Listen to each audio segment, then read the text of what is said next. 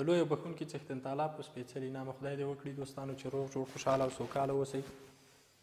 دوستانو زه خوشحاله یم چې یو ځل بیا د تاسو سره د 12م ټولګي د فزیک د مضمون د تدریس په برخه کې همکار یم.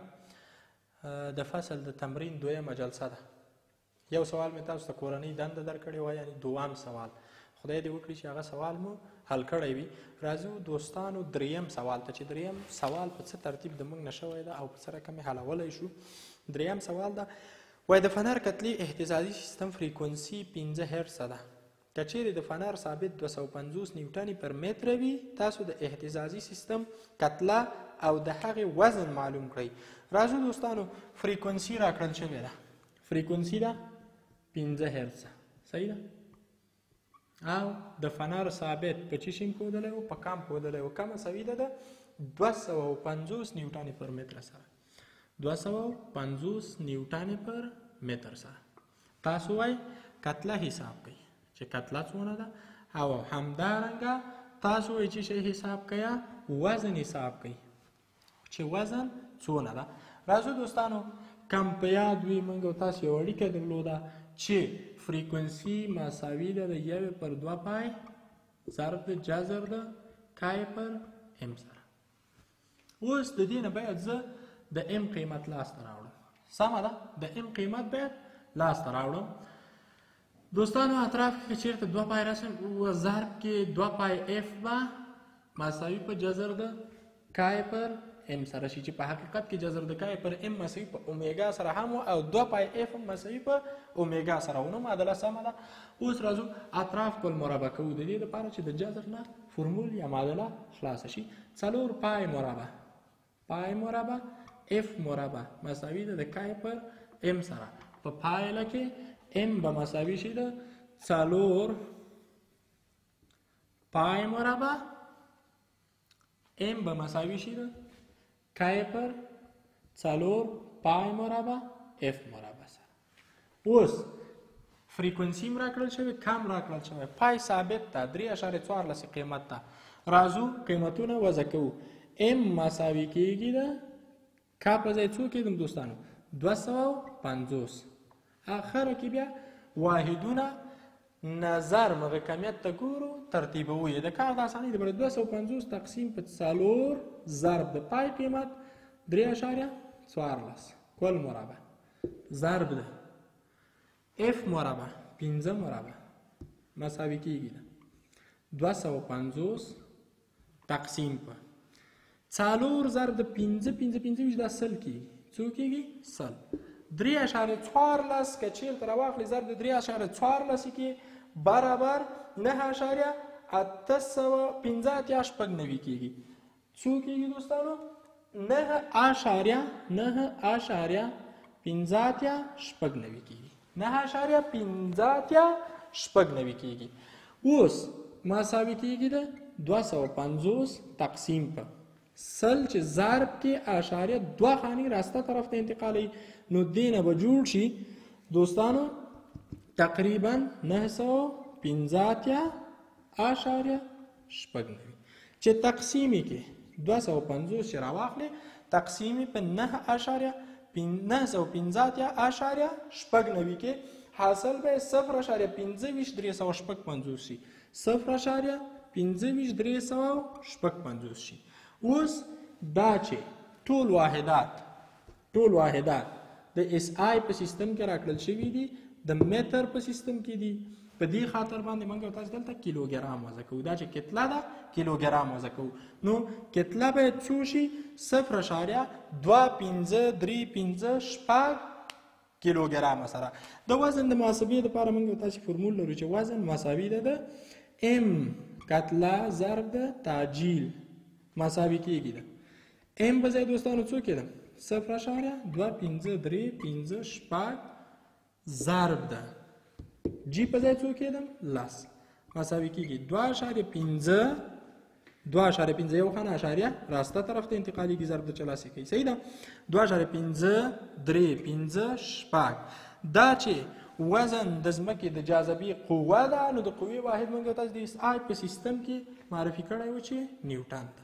هم وزن محاسبه شو او هم کتله محاسبه شوله.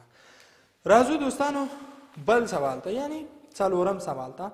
وایي که چیرې د کتلې فنر د سیستم کتله 0.5 کیلوګرامه وي.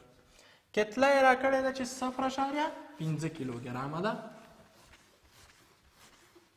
کتله یې راکړې 0.5 کیلوګرام کتله ده، یعنی ام مساوي په 0.5 کیلوګرام 0.5 کیلوګرامه.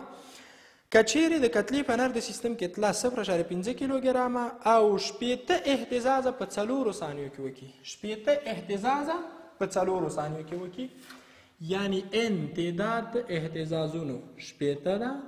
ټي یا وخت مساوي په څو ده؟ 80 اهتزازه په 4 ثانیو کې کړي. صحیح ده؟ تاسو چې شی محاسبه کوئ دوستانو ویلي دي، وایي د اهتزازي سیستم کې لاندې کمیتونه پیدا کړئ. اول دا چې معلومه کړئ چې فریکونسي مساوي په څو ده. دویم یې درته ویلي دي چې د فنر ثابت پیدا کړئ، کا مساوي په څو ده. او همدارنګه درته ویلي دي که چیرته وایم پلیتود 3 متره وي، که چیرته ای مساوي په 3 متره واوسیږي، تاسو اعظمي د پوتنشیال محاسبه کوي، یعنی د پوتنشیال انرژي مکس حالت پیدا کوي، اعظمي حالت یې پیدا کړئ. دوستانو د سوال په حل شروع کوو. د دې لپاره چې سوال حل کوو تر ټولو د مخه د موږ او تاسې هغه فورمولونه چې د دې لپاره موږ او تاسې ضرورت درلوده هغه باید ولرو. اول د فریکونسۍ د محاسبې لپاره، فریکونسۍ د محاسبې لپاره موږ او تاسې فورمول لوستلی و چې مساوي کېږي ان پر ټي سره مساوي کېږي 80 اهتزازه په 4 ثانیو کې کړي، نو فریکونسي به مساوي په څو شي دوستانو؟ 80 تقسیم په 4 15 هرتز فریکونسي محاسبه شوله. صحیح ده؟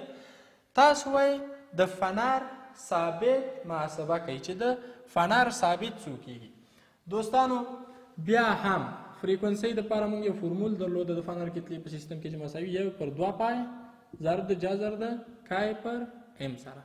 اوس د کا د محاسبې لپاره چې کا مساوي په څو کېږي، فریکونسي دواړو طرفو ته مربع که تر څو جذر د لاس نه لاړ شي، اف مربع مساوي کېږي 1/4 پای مربع 1/4 پای مربع ضرب د کای پر ام سره.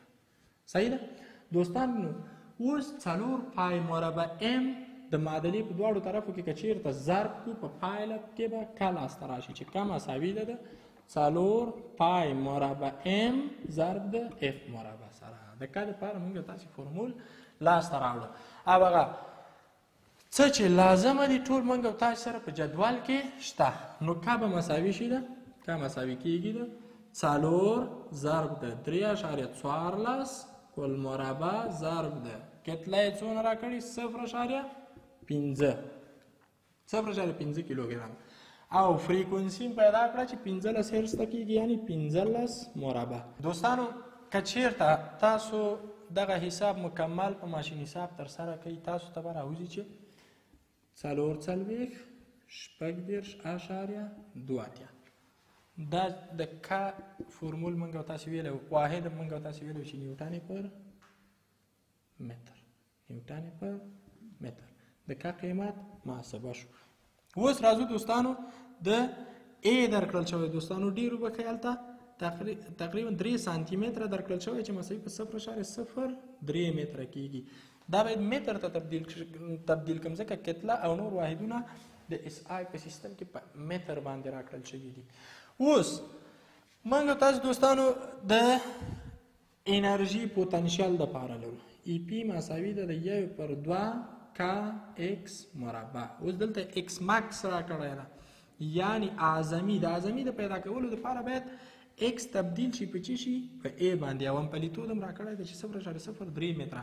نو په نتیجه کې به ای پی ماکس مساوي شي 1/2 کا ضرب د ای مربع. د ایکس په ځای باید ای وضع کړو ځکه پوتنشیل انرژي په انجامونو کې چی شی کېږي دوستانو؟ مکس حالت ته. وخت چې مکس حالت ته لاړله په دې صورت کې موږ او تاسې بیا د ایکس په ځای باید ای وضع کړو ځکه انجام ده.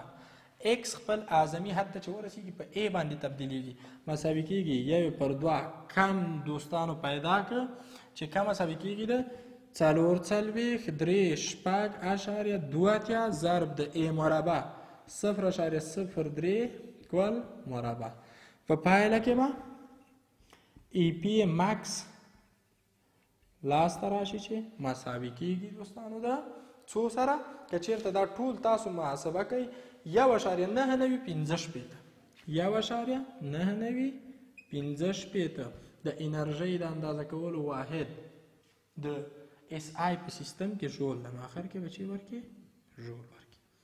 دا د دې سوال حل. دوستانو پاتې 5م سوال تعریفونه دي. د تعریفونو په برخه کې ډیر فوکس نه کوو، تاسو کولی شئ کتاب ته مراجعه وکړئ او هغه یې نه حل کړئ. اوس د دې نه وروسته کوم چې محاسبهیي سوالونه دي هغه موږ او تاسې په هغې باندې کار وکړو. راتلونکي سوالونه چې کوم دي، راتلونکي پوښتنې، هغه تاسو د کورنۍ دندې په ډول د دغو معلوماتو او د مسایلو د حل نه په الهام اخیستلو سره حل کوئ. خدای دې وکړي چې د سوالونو په حل باندې بریالي شئ. دا هم د کورنۍ دندې په توګه باندې پاتې سوالونه د تمرین تاسو درسپارم، هغه حل کوئ دوستانو. تر بیا ښې چارې، د خدای په امان، ښه وخت ولرئ.